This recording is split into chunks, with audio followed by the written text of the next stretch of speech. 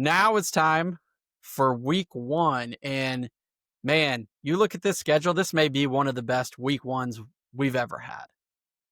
The schedule is absolutely fantastic. And we'll start right at the top. We've got a rematch of last year's national semifinal. Number one, Texas, number one in both polls, number one, first time in school history preseason, heading up to Columbus to take on Ohio State. The game is a big noon kickoff, 12 o'clock. Ohio State's favored by 2. Burl, how do you see this one playing out? Oh man, this is going to be so much fun. Highly anticipated week one showdown. It's a rematch of the semifinal last year, which Ohio State won, obviously. And you've got a lot of strength on strength here. Some key matchup or some key things to look at, though, is both teams are going to be debuting new quarterbacks. So there's a lot of stuff that could go really well, go wrong. I Two think Texas, incredibly hyped yeah, quarterbacks, number one quarterbacks in their class, 5-star. Two of the, bigger hyped up names to come in to starting roles in a while. Between Arch Manning, Julian Sayin, like it doesn't get any bigger from guys who were big time recruits than that. oh, for sure. I mean, the hype doesn't get any bigger than a Manning. Right. I mean, the bloodline is there, but it's his first major start, and it's a hell of a start on the road in Columbus. And it's going to be, I thought it was going to be at night. No, No, it's it's a a big noon. big noon kickoff. Oh, that's good for Texas. That's great for Texas, actually. Yeah. I mean, I think, when we've talked about coming in this season, we both, our Heisman favorite is Jeremiah Smith. And so the question is, can Texas stop him? Nobody really could stop him in the playoffs last year. But coming into the season, PFF, who does a pretty good job of looking statistically, and they're not always perfect, but they rank the Texas secondary as the best in the country coming into this year. Can they, I think somebody online said it, or a commentator said it best. He said, every play, I'm playing 10 versus 9. I'm putting 2 guys to take care of Jeremiah Smith every play. It doesn't matter. I will figure it out with my other 9 on the rest of the players on the field. I'm not going to let that guy beat me. I don't know if you can. Yeah. Like, even if you do that, he can probably still beat you.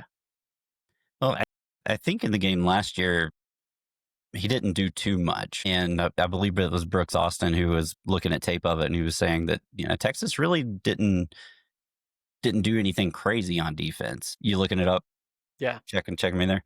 Cool. But he was saying that they were doing like some base defense, and it was working. But also Texas defense last year was elite.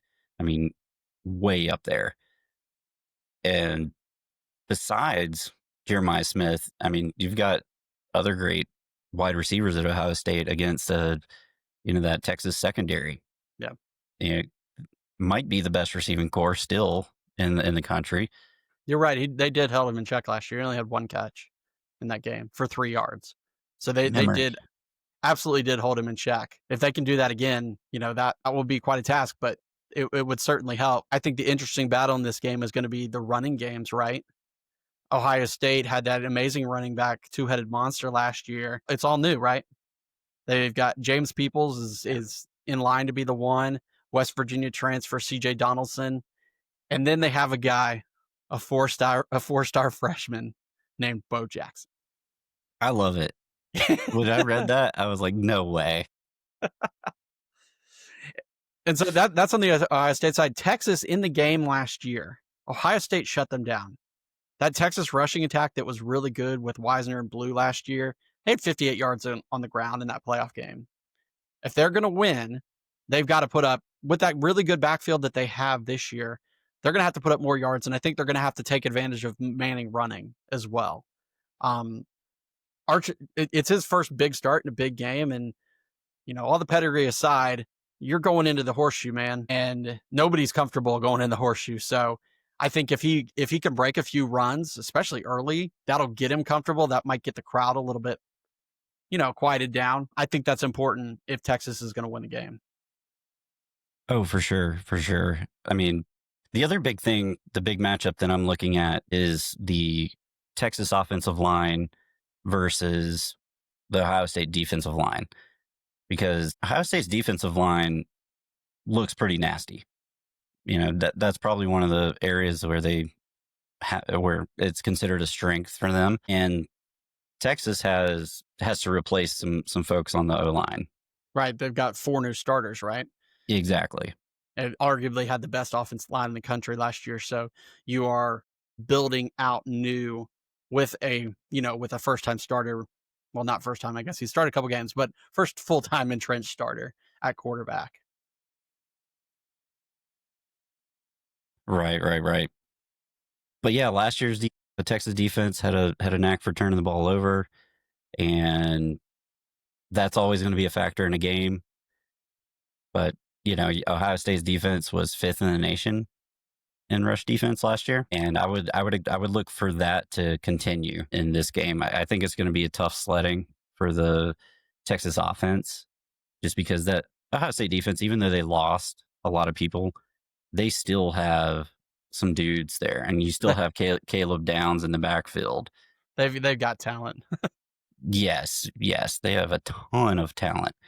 I mean, just looking at some of this is an interesting thing about Ohio State's defense, though. Matt Patricia, defensive coordinator now. Right. They lost their defensive coordinator to Penn State, right? He took the money and ran. So yeah, they're replacing their offensive coordinator too, because Chip Kelly left, and so they promoted Brian Hartline, who's been the long-time receivers coach there. Bringing in top flight receivers to OC. So yeah, it's definitely it's new coordinators, and we'll see how that how that changes. I don't know if it changes much because I think a lot of what they do is based on talent, but yeah, and at linebacker, Sonny Styles, he's a dude that Ohio State defense is looking pretty good. Yeah. So, Burl, what do you think? Who's your pick in this game, and how close is it?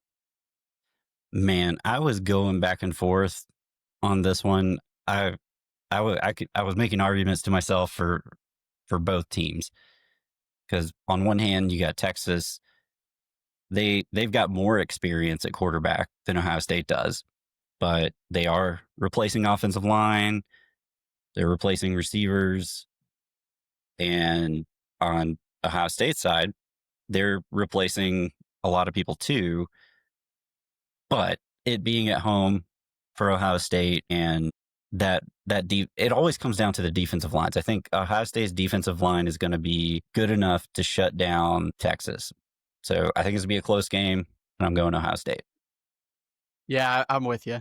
I'm going to take Ohio State to win a close one here as well. Spread's only 2, so it's essentially a toss-up. When we talked last week, I picked Texas to win the SEC and potentially be a national championship winner. So I think this is going to be a good game. I think it'll be good for both teams. I think whoever loses is not going to drop far, much like that Georgia-Clemson game a few years ago. Just a battle of attrition, probably lower scoring than you might suspect.